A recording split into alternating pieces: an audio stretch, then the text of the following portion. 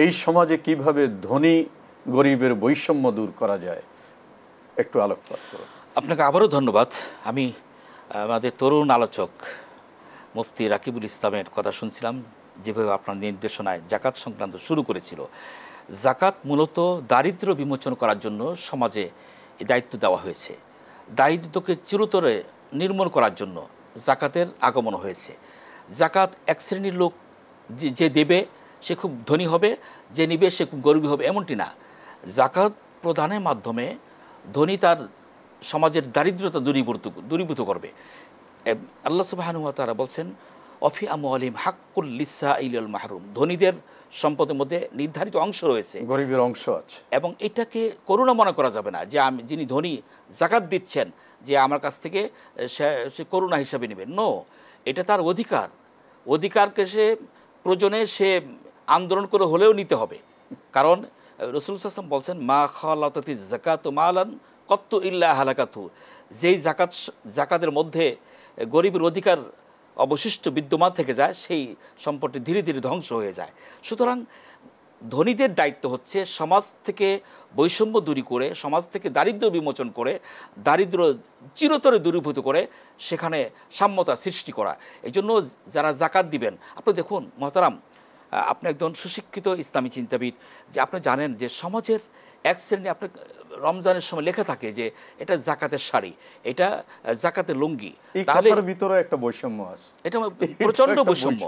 কারণ এই যে জাকাতের শব্দটা লেখা হলো, এখানে যেই মানের লুঙ্গি আরেকজনকে জাকাত হিসেবে দেওয়া হচ্ছে, সেই মানের লুঙ্গি সে পরে কিনা, এটাই বড় কথা। যেই মানের লুঙ্গি যিনি জাকাত দিচ্ছেন তিনি পড়তে পারবেন, সেই মানের লুঙ্গি তাকে জাকাত দিতে হবে। যদি তার চাইতে কম মূল্যমানের লুঙ্গি জাকাত প্রদান করা হয় তাহলে জাকাতের হক আদায় হবে না। তেমনিভাবে শাড়ি, জাকাতের শাড়ি যদি বলা হয় এটাকে তুচ্ছ তাচ্ছিল্য করা হয়, জাকাতের যে বিধানকে যাকে দেওয়া হয় ছোট করা হয়। কারণ জাকাতের মূল টার্গেট লক্ষ্য উদ্দেশ্য হচ্ছে সমাজ থেকে বৈষম্য দূর করা, সমাজ থেকে দারিদ্র্য বিমোচন করা, সমাজ থেকে গরিবতা দূর করে সকলের মধ্যে সাম্যতা সৃষ্টি করা। এই জন্য আমরা যখন জাকাত প্রদান করব, জাকাত প্রদান করার ক্ষেত্রে অবশ্যই আমাকে মনে করতে হবে যাকে আমি জাকাত দিচ্ছি সে যেন পালাক্রমে পরবর্তী সময় যেন সে আর জাকাত না দিতে পারে, সে যেন জাকাত না খেতে পারে, সে জাকাত দেওয়ার যোগ্যতা সম্পন্ন হতে পারে, তাহলে সমাজ থেকে বৈষম্য দূরীভূত হবে। অর্থাৎ জাকাতটা তো এমনভাবে দেওয়া উচিত, সমাজের বিত্তবান যারা অন্তত ধরেন একটা এলাকা, সেই এলাকায় 10 জন 15 জন মিলে একজন ব্যক্তিকে এমনভাবে প্রোভাইড করবে আগামী বছর যাতে সে জাকাত দিতে পারে। কিন্তু সেটা না করে আমরা তো ওই জাকাতের শাড়ি লুঙ্গি নিজের নাম সমাজে প্রচার করার জন্য, এটা তো হারাম।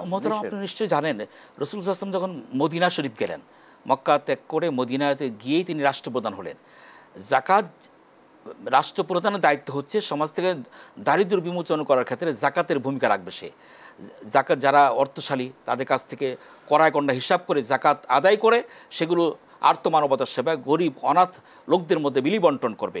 রাসূলুল্লাহ সাল্লাল্লাহু আলাইহি ওয়াসাল্লাম মক্কা ত্যাগ করে মদিনায় গেলেন এবং মদিনার রাষ্ট্রপ্রধান হলেন। রাষ্ট্রপ্রধান হিসেবে রাসূলুল্লাহ সাল্লাল্লাহু আলাইহি ওয়াসাল্লাম জাকাত এইভাবে উত্তোলন করলেন যে 2-3 বছর পরে জাকাত খাওয়ার মতো লোক পাওয়া গেল না।